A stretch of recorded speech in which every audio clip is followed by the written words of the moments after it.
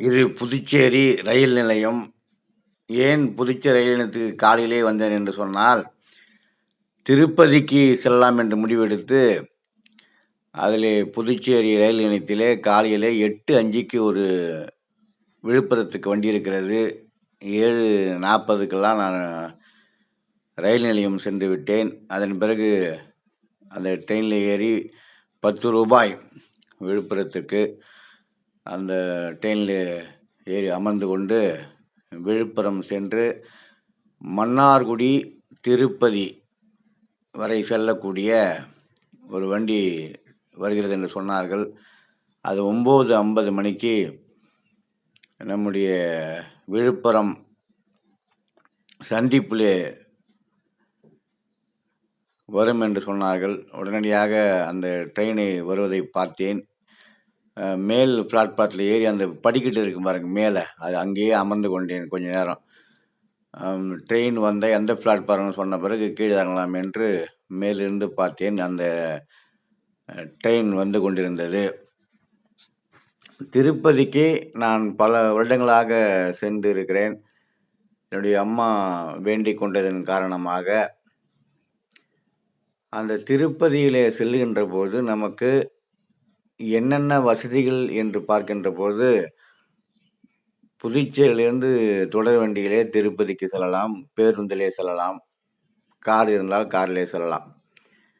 ஒரு 300 கிலோமீட்டருக்குள்ள தான் இருக்கும் என்று நினைக்கிறேன். இப்போ அந்த மன்னார்குடி நம்முடைய ட்ரெயின் வந்து விட்டது. அதில் கடகடன்னு என்று அந்த அலௌன்ஸ் பண்ணாங்க, 5வது பிளாட்பாரத்தில் வந்து நிற்கும் என்று.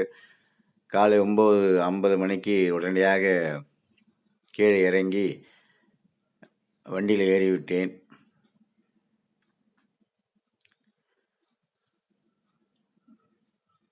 அதன் பிறகு திருக்கோயிலூர் என்ற ரயில் நிலையத்திற்கு வந்தது. திருக்கோயிலூர், அதன் பிறகு திருவண்ணாமலை, அப்புறம் வேலூர், அதன் பிறகு திருப்பதி. வேலூர் ஒரு இடத்துல தான் மலை மேலே போகிற மாதிரி இருந்தது. இது என்னது, திருக்கோயிலூர் வந்துட்டோம். திருக்கோயிலை தாண்டி சென்று கொண்டு இருக்கிறோம். இயற்கையெல்லாம் பார்த்து ரசித்து கொண்டே ஓரமாக ஜன்னல் ஓரம் அமர்ந்து கொண்டு எல்லாவற்றையும் பார்த்து கொண்டு சென்றேன். திருப்பதி ஒரு வெளிநாட்டில் இருப்பது போல சொல்லுவார்கள், இல்லை வெளிநாடுகள்லாம் சுத்தமாக இருக்கும் என்று சொல்லுவார்கள். அது எவ்வளோ சுத்தமாக இருக்கும். இது திருவண்ணாமலையை பார்த்தாலே மலை தான் நமக்கு ஞாபகம் வரும். நினைத்தாலே முக்தி தரக்கூடிய திருவண்ணாமலை. அதே போல் 5 தலம் சொல்லுவாங்க. திருவாரூரிலே பிறந்தால் முக்தி, காசியிலே இறந்தால் முக்தி, அப்புறம் சிதம்பரம் தரிசிக்க முக்தி, காலஸ்திரி பிரவேசிக்க முக்தி, அண்ணாமலையை நினைத்தாலே முக்தி என்று சொல்வார்கள். அந்த திருவண்ணாமலை ரயில் நிலையத்தை கடந்து சென்று கொண்டிருக்கிறோம். இந்த தொடர் வண்டியை கண்டுபிடித்தவர்களை உண்மையிலேயே பாராட்ட வேண்டும்.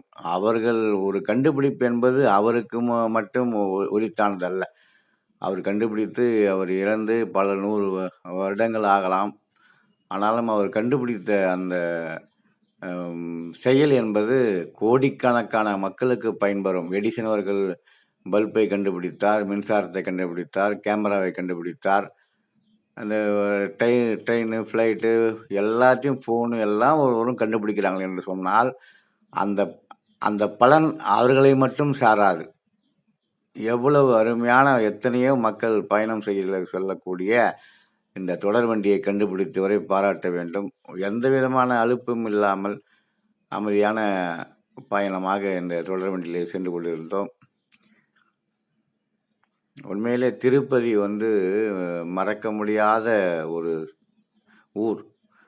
கீழ் திருப்பதி இருக்குது, அப்புறம் மேல் திருப்பதி இருக்கிறது.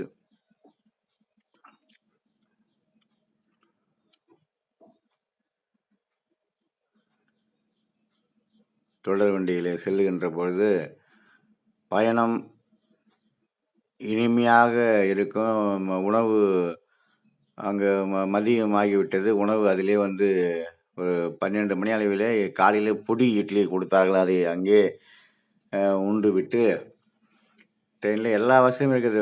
அந்த ரெஸ்ட் ரூம் வசதி, அந்த அளவுக்கு கூட்டமும் இல்லை. நான் சென்ற ட்ரெயினிலே மிக அமைதியாக அமர்ந்து கொண்டு இந்த இயற்கையெல்லாம் காட்சியெல்லாம் பார்த்து கொண்டு வந்தேன். இப்படி விஞ்ஞானத்தில் ஒரு முன்னேற்றம் என்பது அந்த விஞ்ஞான கண்டுபிடித்தவர்களுக்கு மட்டுமல்ல, மற்றவர்களுக்கும் பயன்படக்கூடிய ஒரு செயலாகத்தான் இருக்கும். இப்போ திருப்பதி வந்துட்டோம்.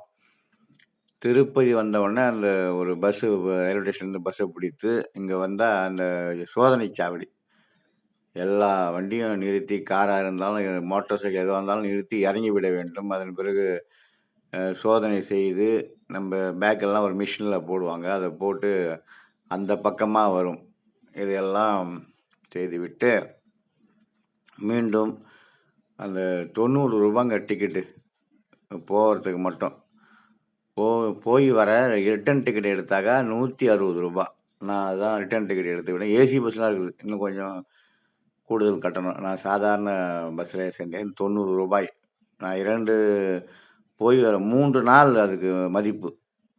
160 ரூபாய் கொடுத்து விட்டால் 3 நாள் மதிப்பு. ஏறி இந்த மலையெல்லாம் ஏறுகின்ற பொழுது ஒரு லைட்டாக எனக்கு கேராக இருந்தது. இருந்தாலும் அதை ஒன்றும் அந்தளவுக்கு பாதிப்பு இல்லை. வண்டி சென்று கொண்டு அந்த இயற்கை பாருங்கள், திருப்பதி கீழே இருக்குது. மிக அற்புதமான ஒரு இந்த கடை வந்துட்டு பாருங்கள். இங்கே தான் வந்து பாலாஜி பஸ் ஸ்டாண்டுக்கு எதிரில் அந்த ஒரு லாக்கர் ரூம் எதிரில் கடைலாம் இருக்குது பாருங்கள். அந்த லாக்கர் ரூமில் அது பின்னாடி பக்கம் தெரியுது பாருங்கள், அதான் பெரிய இடம்.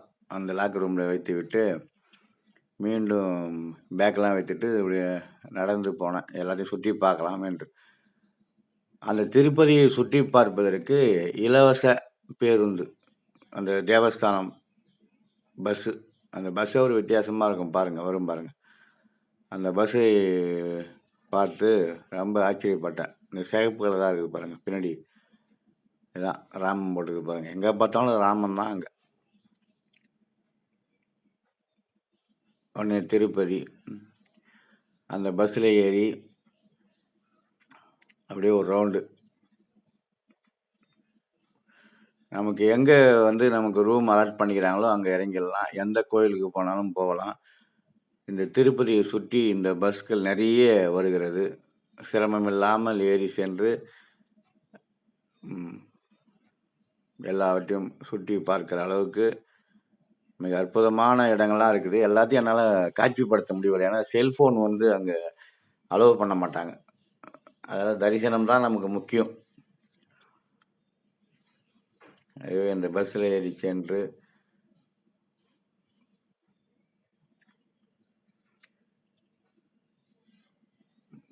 மாலை இப்போ வந்து இருட்டாக போகுது. நான் வந்து 6 மணி நினைக்கிறேன், மாலை 6 மணி.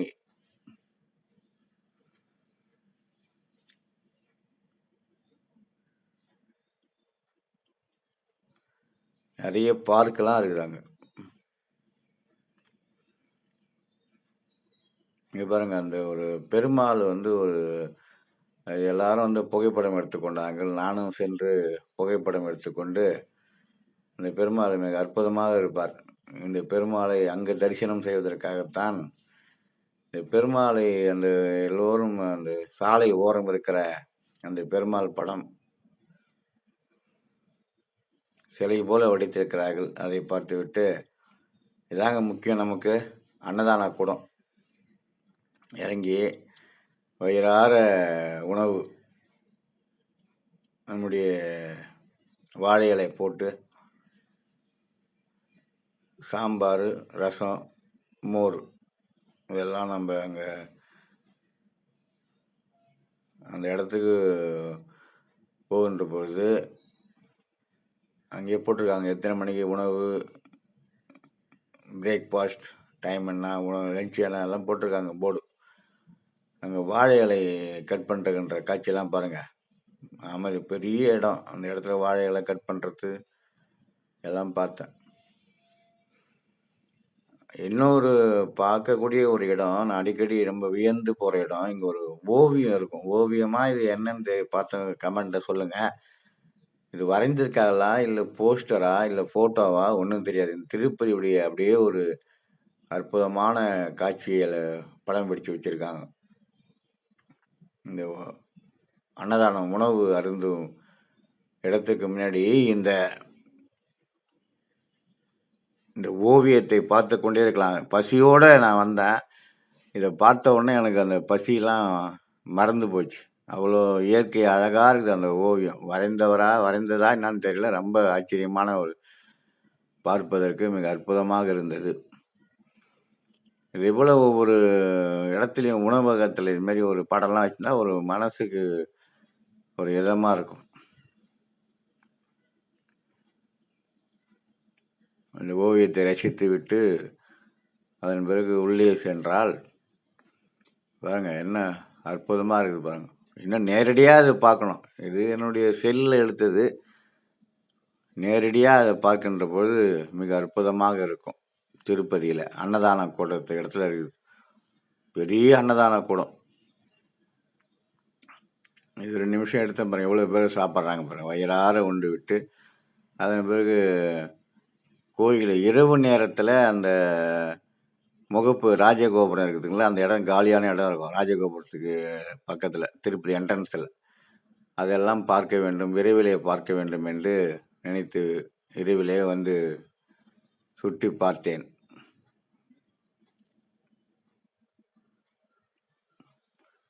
மணி 8 மணி இரவு 9 மணி இருக்குன்னு என்று நினைக்கிறேன். பின்னாடி 2 யானை வருது பாருங்க. அந்த லைட்டு வெளிச்சம் தெரியல. அந்த யானையை ஆசீர்வாதம் வாங்கி கொண்டு 2 யானை, பிரம்மாண்டமான 2 யானை. அது இரவு நேரம் ஓய்வு எடுப்பதற்காக சொல்கிறது. ஓய்வு எடுப்பதற்கு செல்லுகின்ற வழியிலே இருக்கிற பக்தர்களுக்கெல்லாம் ஆசீர்வாதம் வாங்கி கொண்டே செல்கிறது இந்த 2 யானையும். அதுவும் பால் மாறாம எல்லாரும் ஆசீர்வாதம் வாங்குறாங்க. யானையை பார்த்த ஒரு மகிழ்ச்சி எனக்கு.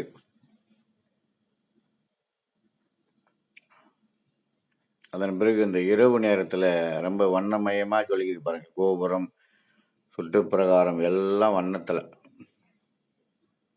மின் ஒளியில் ஜொலிக்கிறது. விஞ்ஞான மாற்றத்திற்கும் ஈடு கொடுக்கக்கூடிய திருப்பதி வெங்கடாஜலபதி, திருப்பதி பாலாஜி.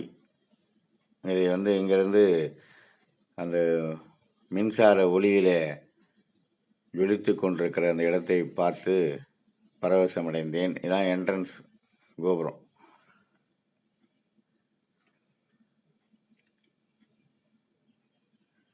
அற்புதமான இடத்துல உடம்பு ரொம்ப டயர்டாக தான் இருந்தது. ஏன்னா ஒரு ரொம்ப நேரம் டிராவல். பெருமாளை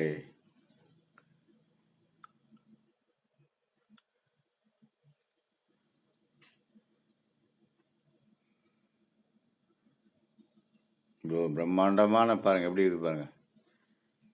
மிக அற்புதமான ஒரு ஆலயம். இவ்வளோ கஷ்டப்பட்டு நம்ம உள்ளே சென்றா ஒரு 30 செகண்ட் தான் ஒரு பெருமாளை பார்க்க முடியும். கிட்டத்தட்ட பல 100 கிலோமீட்டர் தொடர்ந்து பயண களைப்பு இருந்தாலும் அந்த பெருமாளை நம்ம 30 வினாடி 30 செகண்ட் கூட பார்க்க முடியாது. ஆனால் அது இருக்கிற பேரானந்தம் வேறொன்றும் இல்லை. அவரை பெருமாளை நின்ற கோலத்திலே காட்சி கொடுக்கக்கூடிய பெருமாளை பார்த்தால் உலகத்திலே பெரிய சக்தி வாய்ந்த கடவுளிலே இவரும் ஒன்று.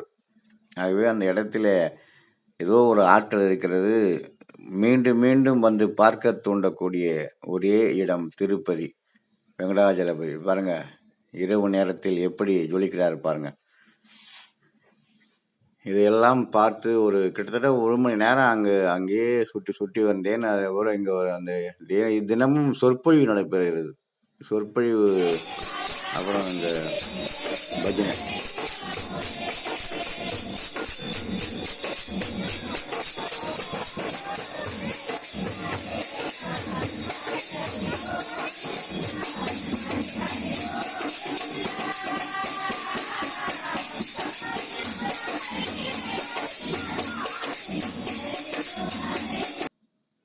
அதன் பிறகு சாமி தரிசனம் பார்த்துட்டேன், பஜனை பார்த்தாச்சு, எல்லாம் பார்த்துட்டு கீழே இறங்கிட்டேன். விடிய காலை மணி ஒரு 5:30 இருக்குன்னு நினைக்கிறேன். கீழே பஸ்ஸில் இறங்கி கொண்டு இருக்கிறேன். அந்த சூரிய உதயத்தை பார்த்த உடனே நம்ம மகிழ்ச்சியாக இருந்தது. சூரிய உதயம் மிக அற்புதமான பாருங்க, சூரியன் இப்போ தான் தோன்றுது. உதய சூரியனை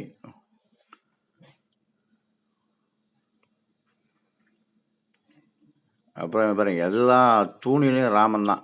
இந்த பில்லர் போட்டிருக்காங்களே, இந்த பில்லர்லையும் ராமன் தான். மிக அற்புதமான திருப்பதி வெங்கடாஜலபதியை பார்த்த ஒரு மகிழ்ச்சி. எல்லா பில்லர்லையும் பாருங்க, இந்த மேம்பாலம், அந்த மேம்பாலத்தில் இருக்கிற பில்லரில் ராமம். இது வந்து ஒரு இஸ்லாமியர் வண்டி ஓட்டினார், பஸ்ஸு. ரொம்ப நல்ல மனிதர் அவர். அவர் ரொம்ப நம்ம பத்மாவதி தாயார் அம்மா, அலமேலு மங்கவரம் என்று சொல்லுவார்களே, அந்த பஸ்ஸில் ஏறி போனேன். இதாங்க அலமேலு மங்கவரம் தீர்த்தகுளம். தீர்த்தகுளத்தில் கொஞ்ச நேரம் அமைதியாக இருந்துட்டு போய் தண்ணி தெளித்து கொண்டேன் தலையில். மிக அற்புதமாக இருந்தது. பெரிய மகிழ்ச்சி எனக்கு. காலையில்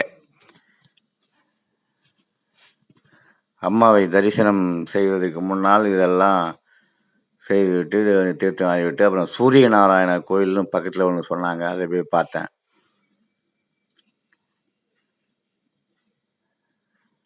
மிக அற்புதமான தீர்த்தம். பல்லாயிரம் பேர் வந்து நீராடிய தீர்த்த குளத்தில்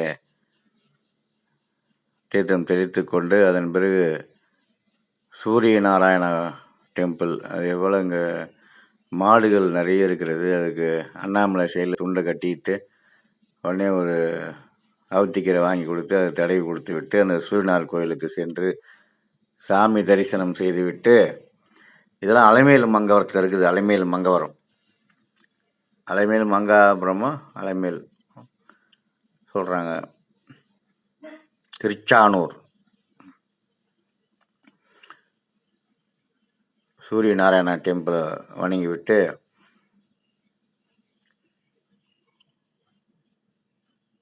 அதே போல் அந்த திருப்பதி பெருமாள் போல் இருந்த கோயில் கூட அந்த சிலை இருக்கும். ஆனால் அந்த பெருமாள் மூலவருக்கு இருக்கிற பவர் யாருக்கும் இல்லை. எந்த சில பேர் அதை முருகர் என்று சொல்கிறார்கள், சில பேர் சொல்கிறார்கள். ஆனால் அதை பார்ப்பதற்கு மிக சக்தி வாய்ந்த பெருமாள் அவர் உள்ளே இருப்பது. இதாங்க பத்மாவதி அம்மா தாயார் கோயிலுடைய முகப்பு தோட்டம், ராஜகோபுரம். மிக அற்புதமாக எல்லாம் வெள்ளை கலர் தான் அடிச்சிருக்காங்க கோபுரத்தில், வண்ணங்கள் இல்லை. உடனே அது கடை வீதி தான் ராஜகோபுரம்.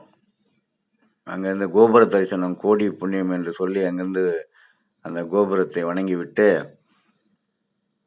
அங்கே ரவையில் செய்கிற லட்டு கொடுத்தாங்க, 25 ரூபா லட்டு தான். திருப்பதிக்கு போனால் லட்டு தான், திருநெல்வேலிக்கு போனால் அல்வா. எப்படி ஒவ்வொரு ஊருக்கும் ஒன்று. பழனி பஞ்சாமிர்தம். நம்முடைய இதாங்க நம்முடைய அலமேலு மங்கவரம். அந்த ராஜகோபுரத்தை பார்த்து பத்மாவதி அம்மா. இங்கே ஒரு அதிசயம், ஒரு காந்தி வேடத்தில் இருந்தாருங்க. ரொம்ப நேரம் நின்று இருந்தார். அவ்வளோ ஒரு படம் எடுத்துகிட்டு வந்தேன். அப்புறம் மறுபடியும் பஸ் ஸ்டாண்டுக்கு வந்து அங்கேருந்து காலேஸ்திரி பஸ் ஏறினேன். ஆந்திரா பஸ் பேருந்து நிலையம் தான். ஆந்திரா பேருந்து நிலையத்திலிருந்து காலேஸ்திரிக்கு வந்து காலேஸ்திரியில் அந்த எனக்கு அதுக்கப்புறம் செல்லில் ஸ்டோரேஜ் இல்லை. அந்த காலேஸ்திரி ஃபுல்லாக சுற்றி பார்த்தேன். காலேஸ்திரி கோபுரத்துக்கு ஆற்று ஓரம் அந்த நீங்கள் இருக்கிற கோபுரம், இந்த கார் பார்க்கெலாம் இருக்கிற இடம், அங்கே மேலே ஒரு 2 பேரும் சிவன் சிலை நல்லா இருந்தது. அதெல்லாம் பார்த்து காலேஸ்திரி ஃபுல்லாக சிவபெருமானை தரிசனம் செய்து விட்டு வாயு தலம், அந்த வாயு தலத்தை இருக்கிற அந்த காலேஸ்திரி பகவானை நீண்ட உயர லிங்க வடிவம் அந்த அங்கிருந்து அந்த கோபுரத்தெல்லாம் வணங்கி விட்டு காலேஸ்திரி, இது தமிழ்நாட்டில் இருந்தது, இப்போ ஆந்திராவுக்கு சென்று விட்டது. அந்த 5 பூதங்களிலே வாயு தலம், காற்று தலமாக விளங்கக்கூடிய நம்முடைய காளஹஸ்தியை தரிசனம் செய்துவிட்டு இப்பொழுது பஸ் ஏறி அப்புறம் ரேணுகுண்டாலேருந்து ட்ரெயினில் திண்டிவனம் திண்டிவனத்துலேருந்து புதுச்சேரிக்கு வந்து விட்டேன். நன்றி, வணக்கம்.